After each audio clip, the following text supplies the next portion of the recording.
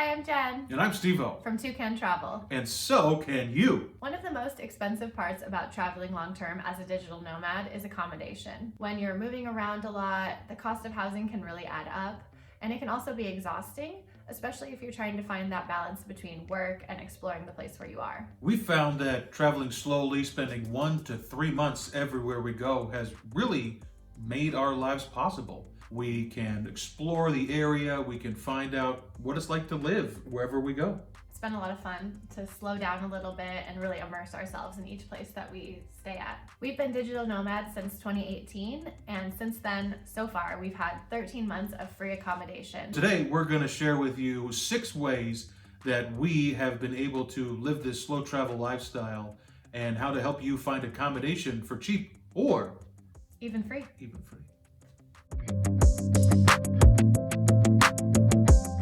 The first way we want to share with you today is long-term Airbnb rentals. We know the concept of renting an Airbnb when you travel isn't new, but what you might not know is that when you book an Airbnb for 30 days or more, a monthly discount can kick in. And that discount could be from 20 up to, you get half off. We've been able to stay in some really nice places just because we book for a month at a time for really steep discounts. Yep. And it has always been great.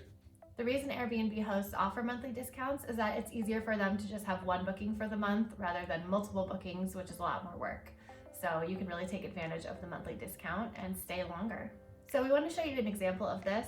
We'll go to airbnb.com. We'll start with the location. We've been thinking about going to Portugal in 2022, so let's type in Lisbon, Portugal. We'll need to add dates, so let's look at, how about March?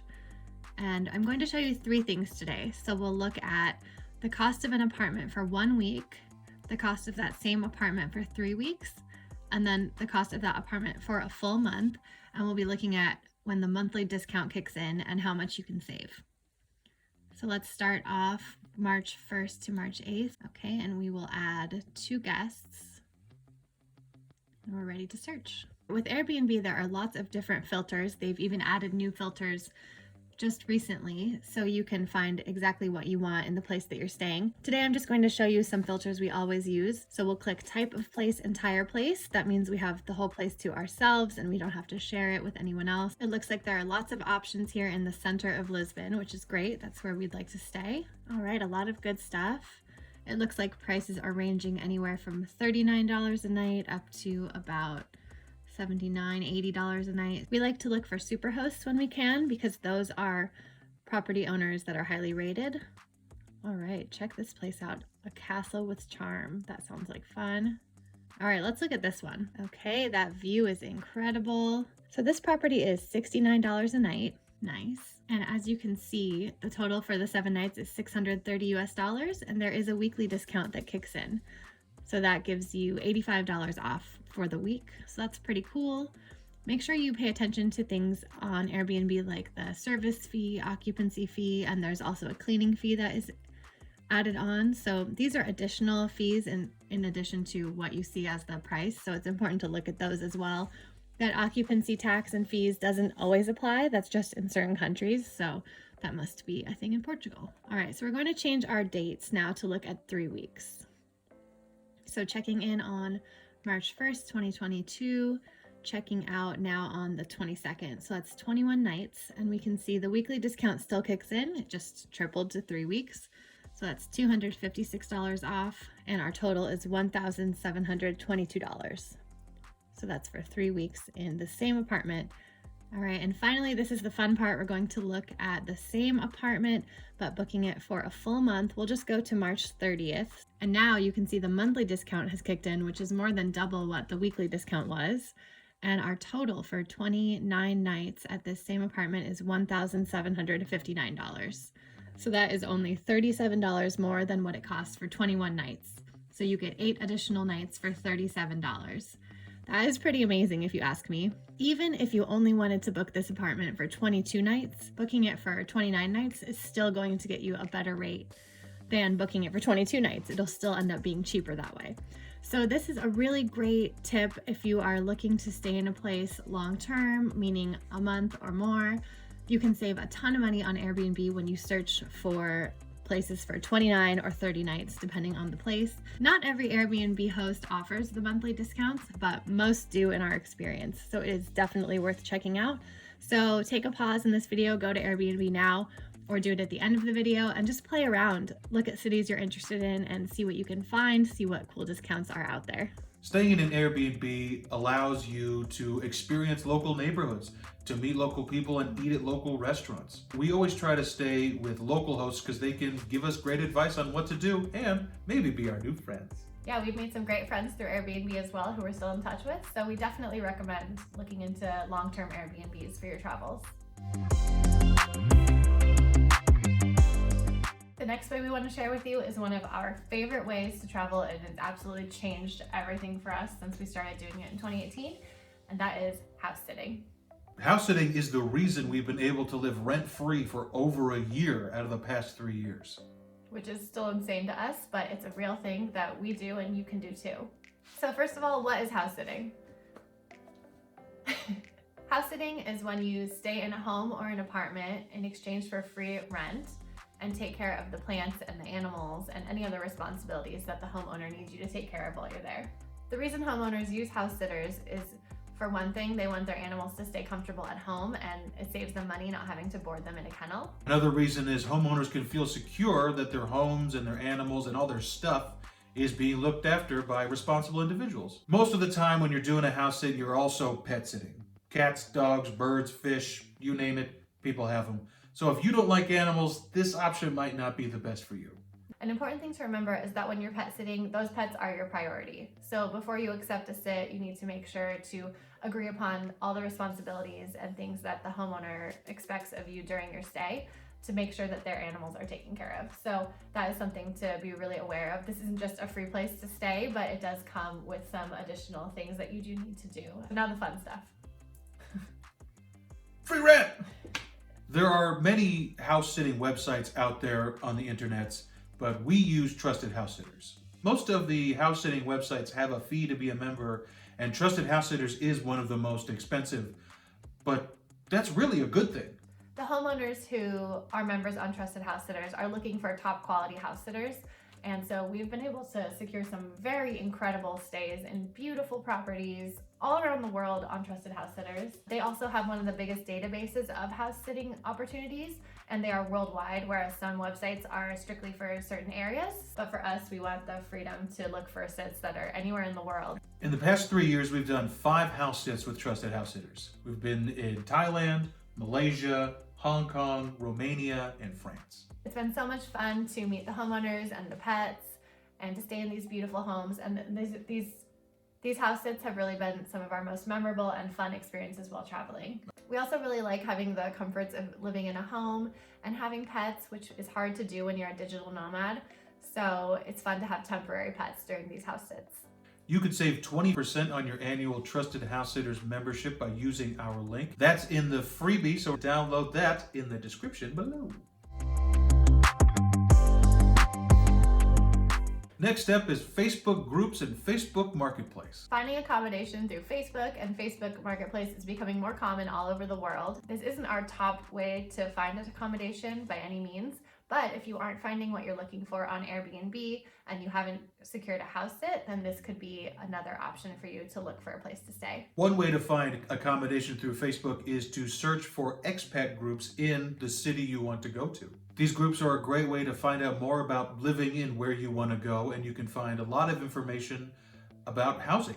Some Facebook groups are private, so you might need to send a message saying that you're going to be traveling to that place soon and that you're interested in learning more about what it's like to live there. Once you're in, you can ask questions and get a better sense of what it's like to be there as well. The easiest way to start the process is to search expat city you want to go to groups, and you can just go down the rabbit hole of finding the information that you want. You can also search the city you're going to and apartments, or the city and housing, and that can also pop up a few groups in those places. We found accommodation through Facebook when we were traveling to Bangkok. We found someone advertising their apartment on a Facebook expat group in Bangkok. We got in touch with him and asked a lot of questions to find out, is this a real person? Is this apartment real? After a good back and forth, we determined, hey, this is probably a real thing. And it ended up being one of the nicest places we've ever stayed. Yeah, in Bangkok for sure. Right downtown. Right downtown, beautiful apartment.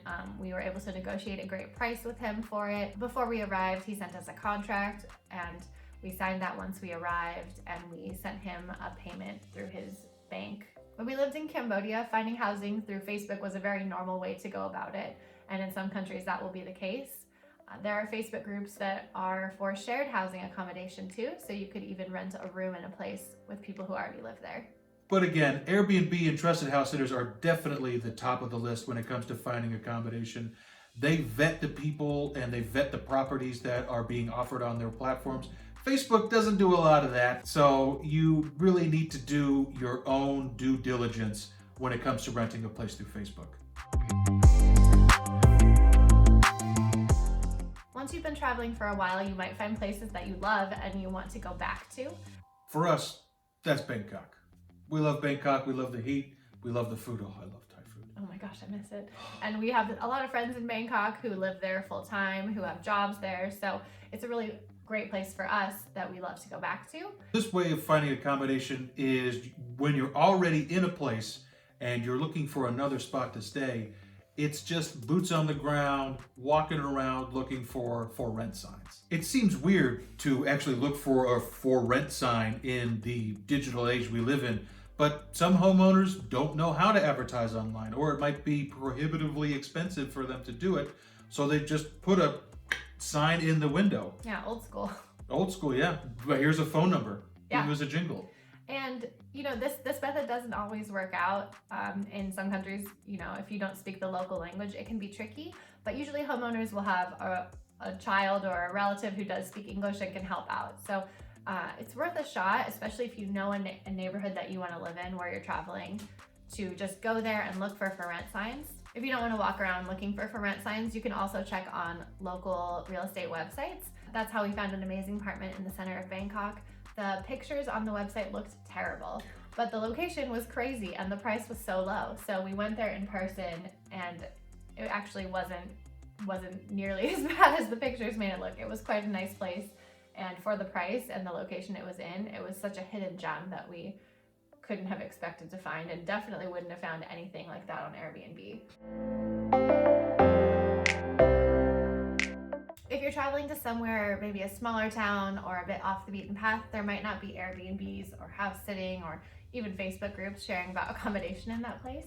So another option could be staying in a guest house. Guest houses are like hotels, but often they'll be locally run by a family or a person from that community. And when you're staying long-term in a guest house, because it's owned by the person who lives there, you can typically negotiate a lower rate for a longer stay. A guest house usually won't have all the amenities that an apartment or a hotel would have, so you might not have access to a kitchen, things like that. But it's really a great way to stay in a place long term and have a base there if there's somewhere you really want to travel to. And then you can go to cafes or co-working spaces, restaurants to work, and you can eat your meals out. So we stayed in a guest house long term in Goa, India, in a beautiful big purple building, just a 5-minute walk to the beach. It was at the back of a local village, so it was a really interesting place to stay. We just had a room there and a bathroom and a little balcony that overlooked some trees. So it was a very beautiful and quiet place to stay, but not a great place to get work done. So every day we would take a walk to a restaurant that had really good Wi-Fi to get our work done there. It's an option if you want to go places that are a bit more off the beaten path where you might not have all these other ways of finding housing. Staying in a guest house can be a really fun experience as well. And then you can still get your work done by going outside to cafes, co-working spaces, restaurants, whatever there is. Yeah. Yeah, so guest houses. They're good.